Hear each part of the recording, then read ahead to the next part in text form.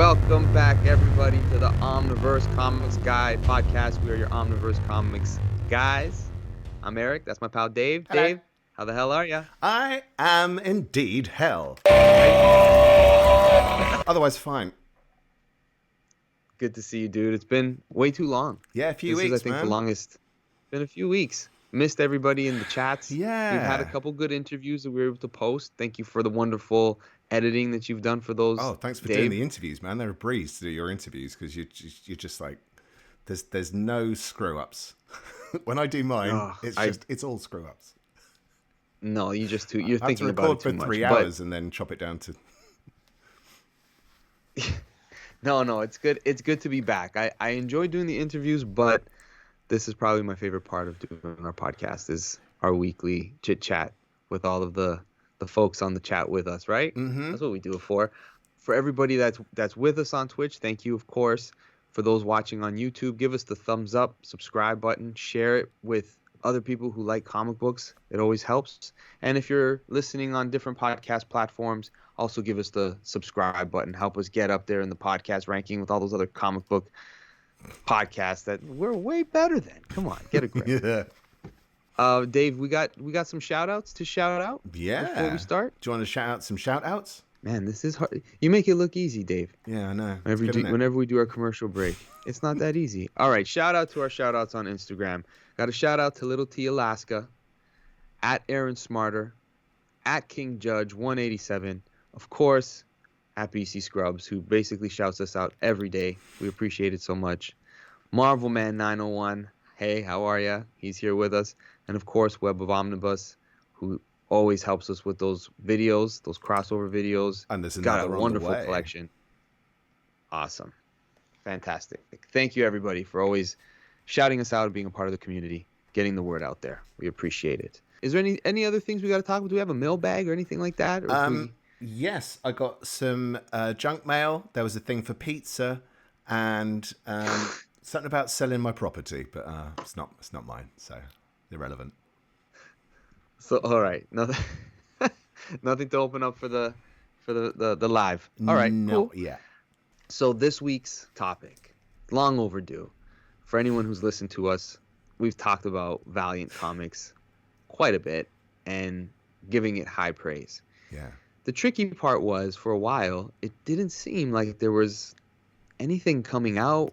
I always felt bad shouting out books that I really liked because I wasn't sure if people could read it, which is like kind of a dick move.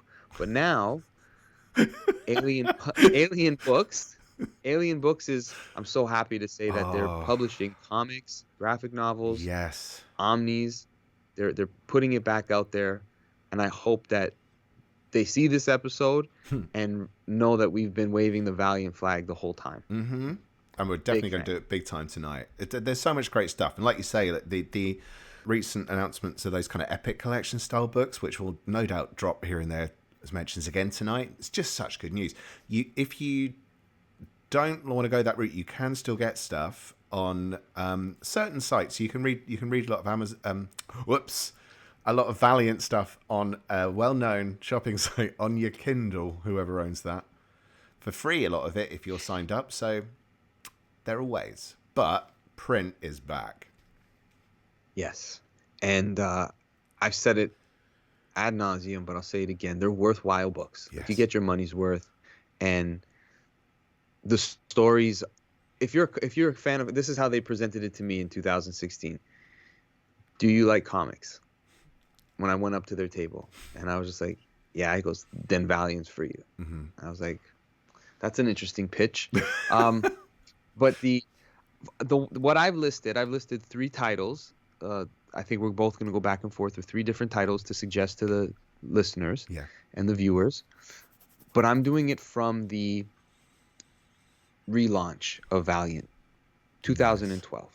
I didn't go. I don't know if you did anything from the 90s era. I've never read anything from the listened. 90s. I want to, but I haven't yet.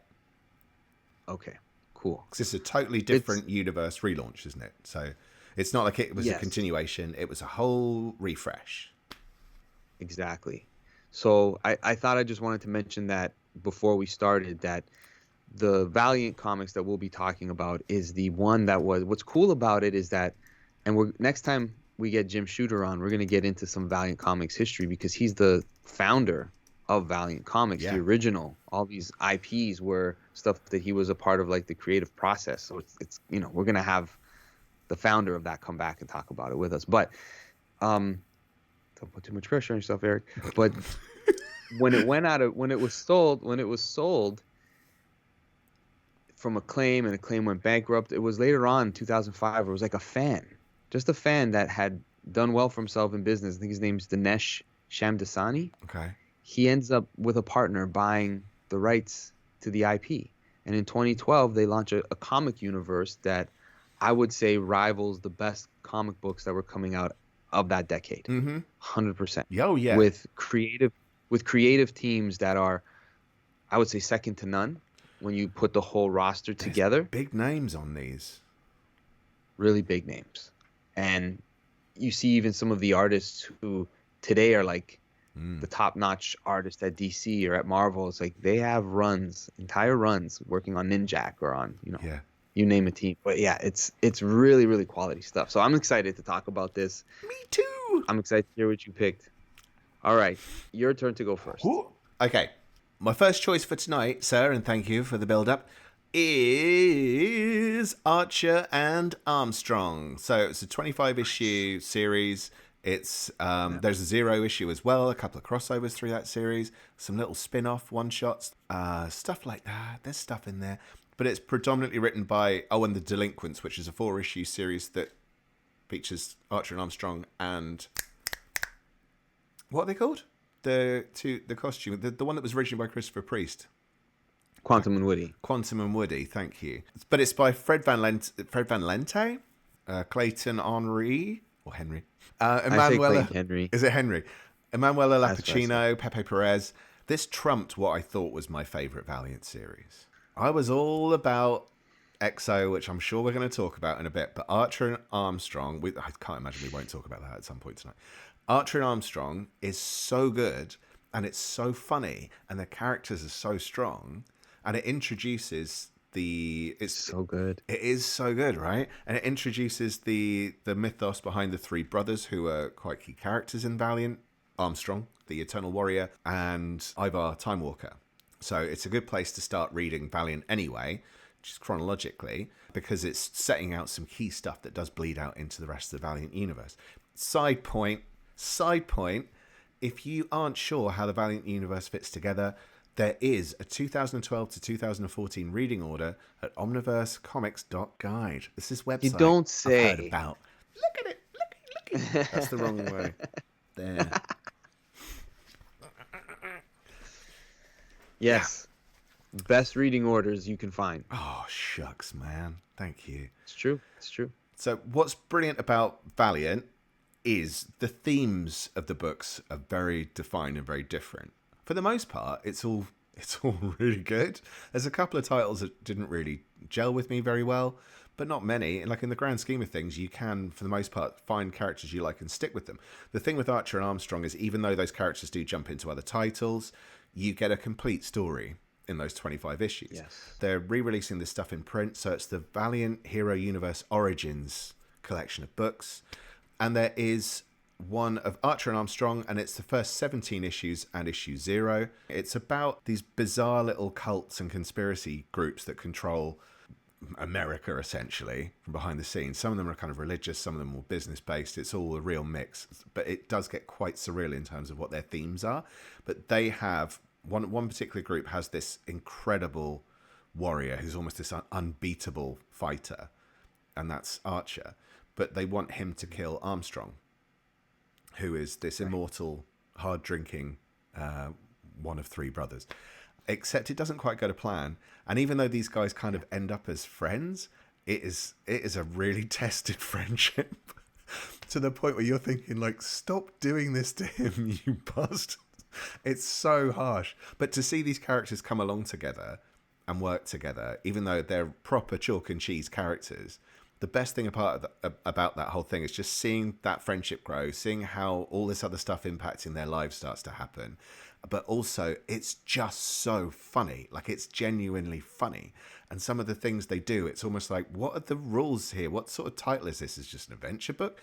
Is that like, what if we have time travel, aliens, piss takes of religions, parodies of famous rock stars? It's whatever is thrown in there, and it doesn't feel overwhelming. It just makes you constantly go, sorry, what's happening now? And it's so brilliant. That was the one thing that I started off reading to prepare for this. Oh. It was on my list, but I'm so happy you couldn't have said it better. I couldn't have said it better myself. I couldn't have said like it you better.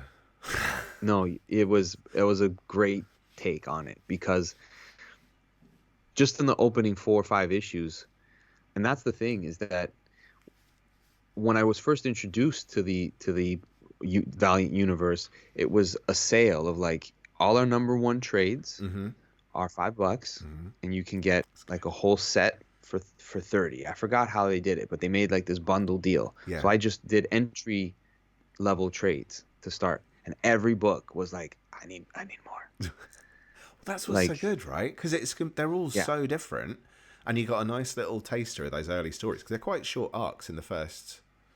They're like 4-part arcs for the most part.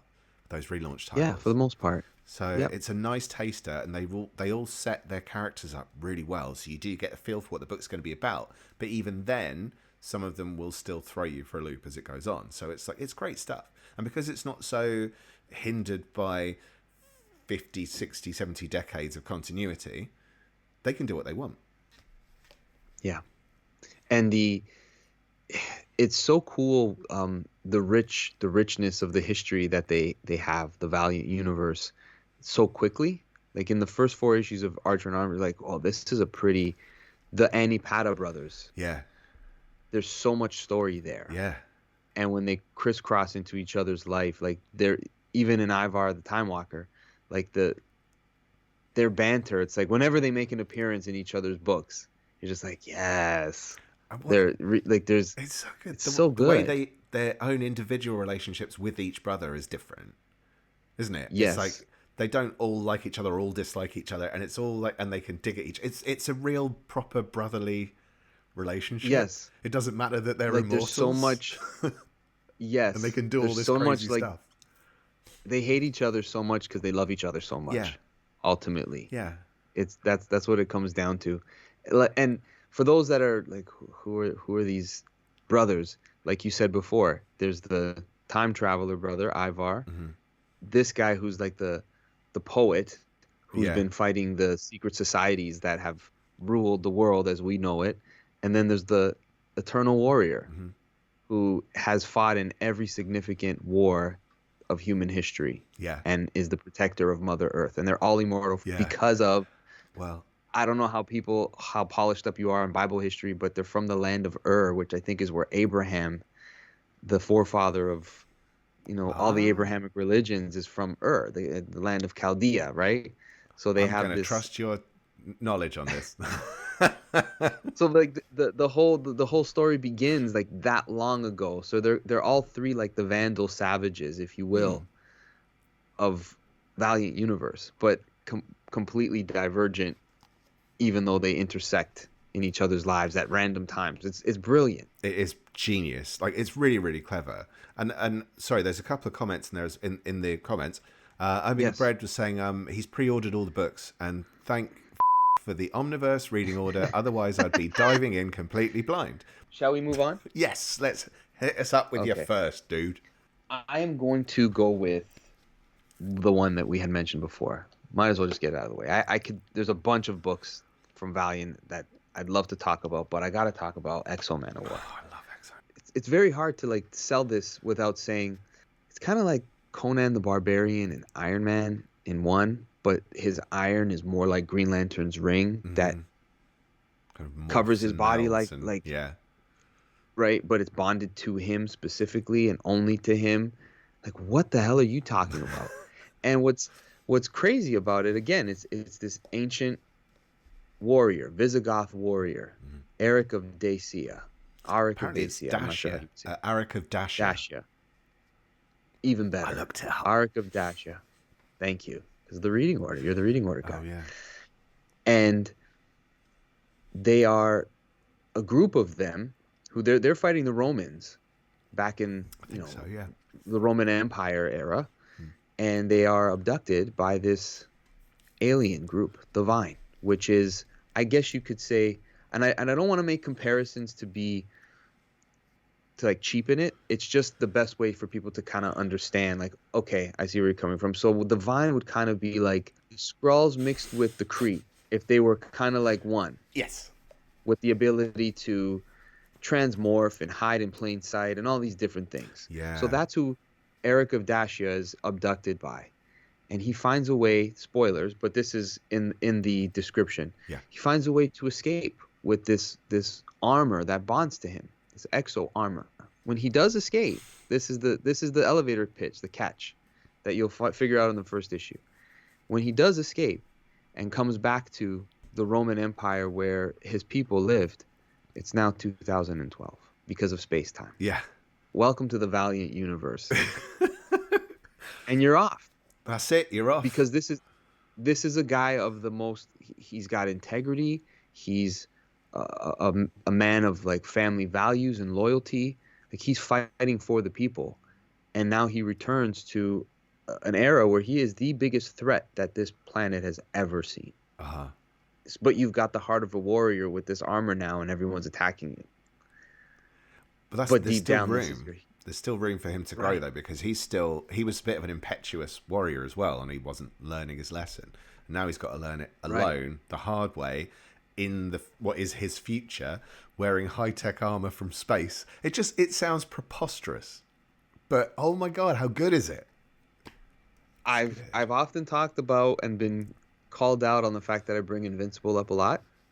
Exo, Manowar, and Invincible are neck and neck as one of my favorite long-running series. I mean, Invincible is like 100 something issues, but Robert Venditti, who I wasn't paying attention to with anything he was doing at DC because I just saw him as the guy who took over after Jeff Johns left Green Lantern. Yeah. And, he's this new guy. I was like, whatever.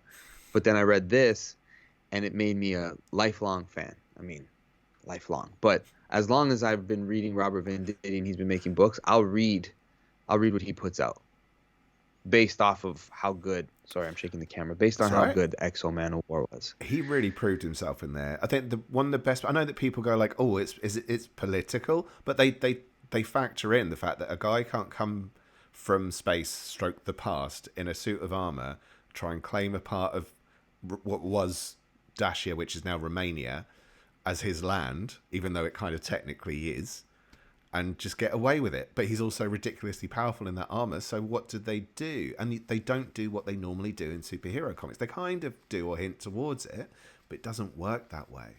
This feels a lot more grounded in the real world, despite the fantastical elements. Yeah, that's a great way to describe it. And the way that they introduce other characters within the universe in these books is, I always felt very smooth transition. Like I never felt it was forced or, oh, you're trying to, here's the appearance to sell the book. It just felt more like, who is that guy? How come he can do that? What else about him? Because he kind of seems pretty cool, actually. He's kind of cooler than the book I'm reading now. And then you read that book and you're like, oh, that's why he's so stinking cool.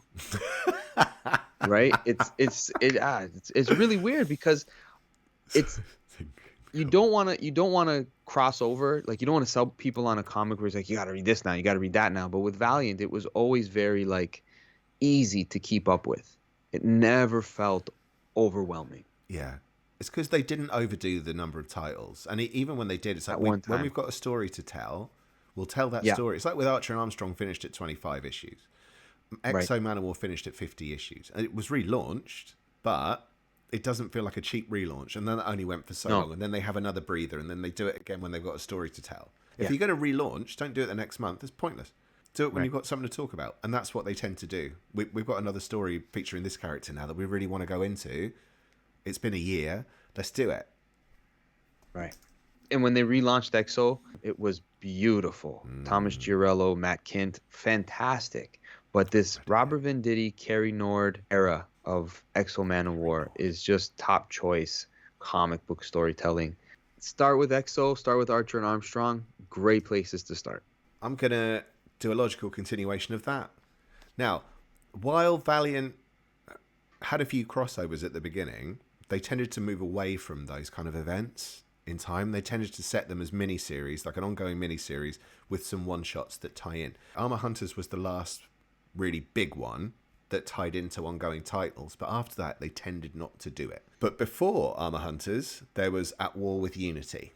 So my choice for my second recommendation is a bit of a strange one, but bear with me. It's Unity. So the original Unity was an event rather than a team back in the 90s. But in the modern version of Valiant, Unity is a team. Yes. It's almost the equivalent of their Avengers or JLA in a way. They're some of the bigger hitters because they're not like the big name. They're not big name characters because, I mean, even the way they're formed is very, very different to the way those teams normally form. So they've got 2 characters from Harbinger, Exo's in it, Ninjak is in it, Eternal Warrior. A lot of those characters are there to address this situation that's happening in Romania with Exo Manowar. So I don't want to spoil too much by going into it because it throws you, like each issue that ties in is another loop that they're throwing you for. It's really smart. It's really, really good fun. And it's great to see characters like Livewire because she was very much a support character in Harbinger and really cool. But she comes to the fore in Unity. So Unity then progresses as like this quite dangerous super team. Like who owns them? What's their role in the Valiant universe? And I don't want to spoil that. And while it then dips back into a crossover after their second mission with Armor Hunters, it's after that it really, really starts to get going. And you see why Unity as a team are so different from something like the Avengers or JLA. This is more of a real world thing. It's more of a strike force. It's not what you're expecting from superhero books, even as a superhero team. That's why I was so surprised they went with Valiant Superhero Universe, because I don't see it as superheroes. I think of superheroes as the kind of primary coloured, slap on a mask, use a code name kind of characters, but they're not that. Not in your traditional way, no. No. But you get a sense of who the good guys are based on who's got their own title. But it's very, very nuanced. Although you do see the heroism in each of them. But sometimes you're like, oh, you're doing that, but you got to do this to do that. Like, that's quite the trade-off. But that's life. Like you said, the groundedness of nothing is done without a consequence. Exactly. Everything has consequence. And because the universe is 10 titles at one time maximum, that's what their deal was. Like, you should be able to... I went to a panel that year when I was sold on Valiant. I went the first time I had ever gone all 4 days to a con. I had so much time to kill, so I would go to these panels that I would just go, what's Valiant Comics about? That's basically how I got introduced to it. And one of the sales reps was pitching it in such a way that made you be like, that is such a kind thing to do as a joined universe, to say, for $40 you can read the entire universe of what's happening. Yeah. Like, that was kind of their pitch. It's like, you don't have to break the bank. Yeah. If you want to read our whole universe, it'll be $40 extra a month. That's it. And I'm like, that's pretty cool. It's the best way that to do they've made it. Yeah. And it feels like that when you're reading it. So you had brought up the Unity. Yes. And the way that they put all that team together. And I remember them saying that it is their, like you kind of said, their Avengers, their heavy hitter team. The one caveat I would just say to the listeners is you should probably read Exo. Absolutely. For a few issues. You got to, this isn't one to jump into as an intro to the Valiant universe, because they're a consequence. The team being together is a consequence of a story that has taken place. So you might want to, that's the one, in order to fully appreciate Unity, you might want to just read up to that. Even if you just do EXO and you just love EXO, great. But yes, if that's why the reading order's there, though. I think like the reading order, if you use that reading order, you'll get a much fuller picture of how this universe works. There is going to be a new Valiant Universe reading order, like part 2, 2015 to 2016, that will come. But I have to read 2 years worth of Valiant in order to do it. So bear with me. I'm working on it. Unity, incidentally, is by Matt Kint, written by Matt Kint. The art's by Doug Braithwaite. Is it Cafu, who is quite a big name now? He does a lot of... Oh, is it Cafu? Does a load of covers now these days, but this is there's some really sweet art. And Steven Segovia, sorry. These are incredibly talented people, and they're doing comics you may not have ever read or considered. So seriously, consider it. And new to the Omniverse, it's been a while, so strap in. Character reading orders, we've got the Joker reading order from 1956 to 1986, which covers the Silver and Bronze Age, which is the Earth 1 continuity. Events and crossovers. From DC, we've got Deadbolt, which is a Batman crossover that leads into the Legacy event, the Gold Lantern saga, and Secrets and Shadows. From Marvel, we've got Secret Wars 2, 1985 to 86, so that's the whole event in order. Secret Wars 3, which most people don't know exists. The Rise of the Hammer, so that's from the 90s, and then from the early 2000s, Universal Heroes. Podcast and video, we've got the top 10 Mark Millar comics, incoming September 2024, so if you're looking for what to buy, we do our top 10 and a rundown of the rest. Eric has a chat with Matthew Ehrman, the writer of Loving Ohio, and also Ricky Lima, the writer of Undergrowth, who's such a sweet guy. There were 2 really strong interviews. I'm not saying like normally you're shit, but special features. We've got Spotlight Kickstarter, which is on Gremlins 2 by Matt Stapleton and Mark Hooley. Jump on there. Don't miss out on some exclusive stuff. We've also got a subscriber exclusive, which is the Many Armors of Iron Man models 7 to 9. So if you're a big Iron Man fan and you subscribe to the omniversecomics.guide site, you will get to take a look at that. And if you don't get to see it. No. Here we go. Oh man, I really want this book. Is it a different cover? That is so thick. Is that a different cover artist? Good girth. No. Good girth, yeah. And Ricky gave me a little print inside. Oh. Yeah. Got to buy it directly from him at the table at Fan Expo. A couple days before, a week before. There's a little message. What does he say there? I don't know. He goes, "We had a great panel, probably." That was his message to me. Ricky Lima, 2024. Yeah, man. Beautiful. Oh, Thank you, sir. Oh, sorry. I thought Omniverse that was your pet name. I didn't shout out OmniverseComics.guide today. You did? Well, I think I did. Did I? One of us did. Shame on me. Anyways, go to OmniverseComics.guide. Just go there now. Right now. Right now. I don't even know whose turn it is. Is it my turn? It's yours. It's yours, man. Okay. I'm gonna go with a team book as well. Okay. I like the idea of let's show a solo title. You know, the different, because everyone likes comics for different. Like if you're an X-Men fan, for instance, or a Teen Titans fan, I would suggest you check out Harbinger. It is the X-Men of the Valiant universe, if you will, but also the Runaways. Like so if you like those type of stories, you get an incredible feel for that type of story mixed with corporate greed and intrigue, and again the element of the secret society, the Area 51, the theys, the 1%. Yeah, there's a lot of that in the Valiant universe, and this is one aspect of those sects that you come in contact with in Archer and Armstrong. In the Harbinger, you're dealing with Toyo Harada, who is like, I would say maybe the Lex Luthor, he's like Charles Xavier. Professor X Luthor, isn't he? Basically, in many ways. Professor X Luthor. That's a great way to describe him. But the history to his character is it's steeped in such rich, real pseudo history, right? And then with the main character of this book, a guy named Peter Stanchek. I don't want to constantly make comparisons, but it's to give people a feel of where the story goes. The mutants in the Valiant universe are called, would it be fair to say, Psiots? Psiots, yeah. Where they need to get their power activated. And the process of finding all of the psiots that are within this Earth on the Valiant universe. It's a very dangerous, very tricky process. Mm-hmm.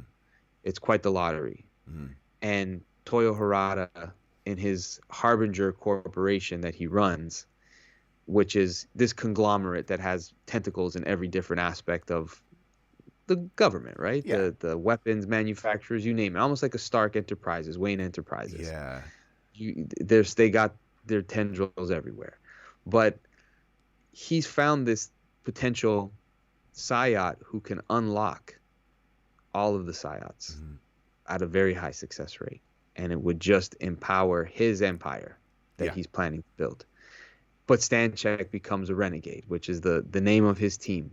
These outlaws, these misfits, this team of characters that are so random and heartbreaking, and you hate that you love them, but they come together. They're on this road trip, running for their lives and saving people along the way, and finding themselves in the middle of corporate wars that actually get hot in Las Vegas of all places. Oh, like it is quite the wild. It is quite the wild ride.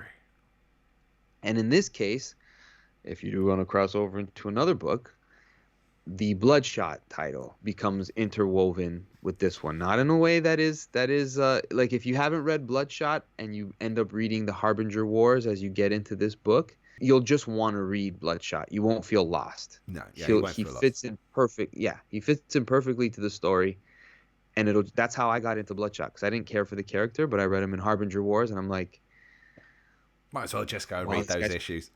Let me just read that too. Yeah, exactly. So, but it's a really, really cool team in a modernized world. You know, we're in the 2010s as the story's being told, so there's a lot of more modern, funny references. Mm-hmm. It's got moments of quite disturbing moments as well. Yeah. Like, it's not all fun, cheery, and bright costumes, but it's quite good. It's highly recommend. It's really, really smart, isn't it? It's like it is taking the concept of X-Men and making it more about how it would fit in that world of corporate greed, like you say. And that's what's really interesting about it as well. It's like, because it's not called, you know, you go like, I'm reading Harbinger, and you go like, okay, who's the hero? It's like, he's not technically in Harbinger. Harbinger's almost, are they the villains? Because like, what's Toyo Harada's deal? Is he a villain? Is no one a villain? Harbinger. Is everyone a villain? Like, who am I rooting for here? But sometimes that can be really tricky with, you know, if you're watching something that's kind of bad guys against bad guys, essentially, who am I rooting for? But I think it works. And what makes it work is kind of that intrigue, and where you're trying to figure out what's going on, how big is this going to get? Because again, it's another 25-issue series. There is a 3-issue spin-off after that later down the line. And then there's like Imperium, which essentially... Yeah, I have to read that. It. Yeah, kind of concludes it. And so you are getting a complete story, and that's the beauty of it, whereas obviously X-Men's been going since 1963, and it's still going. You'll get something that feels much more complete. There is stuff that happens afterwards, but, you know, that in itself is a massive saga, and there's a lot going on in it. Yeah. There's a magic that they pull off, and I'll kind of... make a wrestling reference for wrestling fans that might be watching. Make a wrestling reference? Imagine. But it's like watching a pay-per-view, and you don't know which match you're most excited for, because the stakes are high in every match that they're going to show you. And in these books, every character is terrifying. Yeah. What they can do, what is at their fingertips, and you wonder to yourself, who's the central figure? What's the central story? And you realize, like, it's all intertwined in a really, really clever way. But like, Toyo Harada is terrifying. He is terrifying. It's the combination of like is he? Ooh. Yeah. Is right? He right? Is that's the beauty of it. Coming full circle to wrap up my choices for tonight is Eternal Warrior numbers 1 to 4, and it's a prequel of sorts, because it came out after the Eternal Warrior's appearances in Archer and Armstrong was actually set before, because it's how he comes back into the world, because he's been away for a while to try and hide from the world as this guy that's fought in, like you said earlier, he's fought in every single war. What this series does is it introduces a little bit of a lot of his history, actually. It goes right back to the beginning of some of his earlier battles, and it goes through the past, and as it jumps through time. So the main storyline, written by Greg Pak, is illustrated by Trevor Hairsine of Class War and Ultimate Nightmare and various other titles. But the flashbacks are by a number of different artists, including Clayton Crane, Brian Reber, Diego Bernard. It's a time hopper in terms of the way that they tell it. It's told through a number of flashbacks to kind of contextualize this insane life that he's lived, just fighting his way through existence. But it also explains why he's such a great, like, incredible warrior, because he's learned so much. But then who is he, and what's important to him, and what does sitting outside from humanity mean for him if he's no longer a warrior, and what is it that brings him back? So this introduces or kind of reintroduces some of the elements that come up in Archer and Armstrong, and even though the theme is very different, it still makes sense. It's not as funny. It's not a funny book, but there is some dark humor in it. But it's almost more of an action title. But the first 4 issues are very much its own story, and explores his history. But the second storyline is set in the future, and I haven't read it yet because it leads into the 4001 AD event, and I'm not yet touched that. But just as a standalone thing, Eternal Warrior Volume 1, it would be in the thin trades, but you can also get it as Valiant Hero Universe Eternal Warrior. And that's got the 8 issues in. Has that got Wrath of Eternal Warrior in it? Another one shot. It's got all sorts in it. Look on the internet. I'm not doing all your work for you.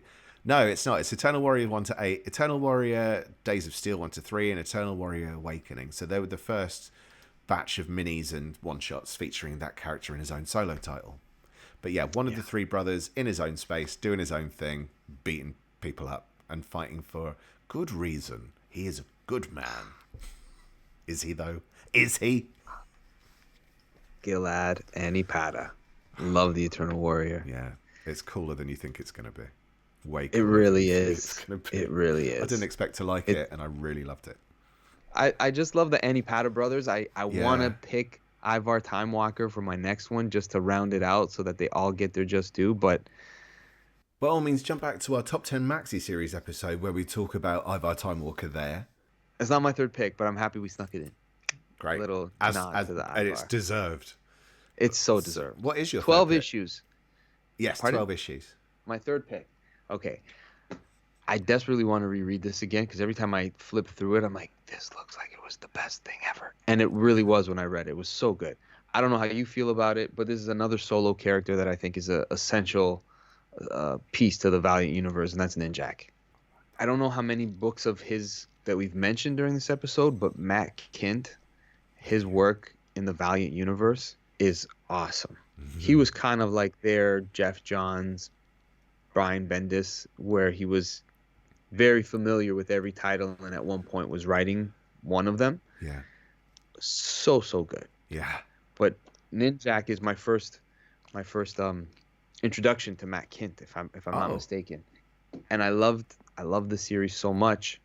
He was my first interview ever, Matt Kindt. For he was real? Nice enough to, for real. I sent out an email and they responded and he said, yeah, sure, I'd love to. And I was like, whoa, that's a big, I can't believe the first person like Matt Kindt would have agreed. And I mean, it wasn't my best interview, but he was nice enough to do it. And he's a really great writer. He like, really Ninjak, is. He's Bruce Wayne, James Bond. Or maybe Snake Eyes James Bond. Or that too. Perfect. But it's the gadgets. It's the ninja. It's the ninja training, but he's an MI6 spy as well. Yeah, and right? sort of he's a cheeky English guy. Exactly. Because he is a cheeky English guy, right? He kind of you wouldn't think he would be like a bit of a, I don't know if he's Cockney, but like, you know, you're kind of expecting the coolness of James Bond, or like, I'm not going to talk very much because I'm like, no, not what you're expecting. No, he's got like that Spider-Man banter, right? He gets into your head, but he's also that wealthy orphan who has a whole the fact that he's a wealthy orphan plays into who he is, who he becomes, right? And his Alfred is very interesting. I'll say that. Okay. So like yeah, okay. So I don't want to give anything away, but there's the element of the James Bond and Batman sort of character where like, man, you can do anything, but you're well trained. Of course you can. Like, this is your whole career, is to be this guy, this special agent. But then at the same time, he's been trained not just by the government agencies, but he went on his own vision quest. And that story is told where it's kind of like a Danny Rand. He finds himself in that Shangri-La sort of situation. Like, where does he get his ninja mastery? And that becomes a whole story. So I didn't know. It's awesome. Yeah, there's Japanese Yakuza involved. There's all kinds of shit. So that's why when you see him with Unity, when you see him in Unity, you're like, you don't belong there because you're not a Psyot, you're not immortal, you're not powered by this alien armor that can basically do anything. You're just Batman. It's that character, like, but this guy he's awesome. He's awesome. Colin King. And I don't remember the series as well as I'd like to. I remember getting the same feeling of when I read Immortal Iron Fist. Right. The Ed Brubaker, Matt Fraction, that whole tale, that feeling that I got. I was like, man, this is so much more than I ever imagined for this character. That was the same experience I had with Ninjak. I'm just like, I did not think I would like this character at all. The name is weird. The name put me off initially. I thought it's like, it just sounds so 90s. Also, like, why Jack? And later on, I think he kind of becomes Ninja K for a bit as well.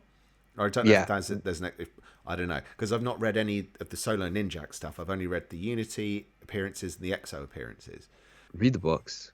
It was the best of the 2010s for me. Yeah, it trumps. I stopped reading Marvel and switched to reading books like the Valiant titles around this time, and I was so much happier because I felt like it was like the natural progression, not the secondary version, but the next stage. Like, you're ready for this now. You can progress to Valiant. Like, okay, thanks very much. Thanks for having me. And it was just, it felt perfect. Yeah. It was really good. Even really, if you really don't, good. if you pick up I know some people have said they picked up Bloodshot and they didn't like it. But that's fine. There will be something in there for you. I mean, I thought Bloodshot was good. I didn't love it. It gets better as it goes on because all the intrigue starts to really ramp up. And I think as it goes on, Jeff Lemire then jumps on Bloodshot in Bloodshot Reborn. That stuff's excellent. So it's excellent. There's, even if you don't like an initial chunk, stick with it. We're going to be adding each of the reading orders for the Valiant Universe as we go forward, and I will try and get reviews up. It's been a while, but I will try and get some reviews on as well, so you can kind of see at least someone's opinion on it. If people want to contribute reviews, feel free. You know what? I wouldn't mind. You leveled up, Dave. I wouldn't mind maybe doing solo book clubs if people would want to hear. I could do solo book clubs on Valiant books. That might be a nice touch, actually. Right, just a little review. I mean, obviously I like it, but why? But why? Yeah, let's talk about it. Yeah, let's talk about it. All right, could be an idea. Dave. Yeah. Always a pleasure. You know what people should do? Man. What? If they like the podcast, they should rate and subscribe it. Yeah, that's a nice idea. I think you're right. But they should go to omniversecomics.guide, where they can see all the podcasts, all the collector item specials, and the reading orders and reviews that we got. Check it out. It's worth your while. And subscriber exclusives. And more. And subscriber exclusives. Do it. Omniversecomics.guide. Everybody, thank you. We'll be back next week. It should be September incoming. Oh my God! Wow. Or October. October. You're right. Yes. Where I go broke.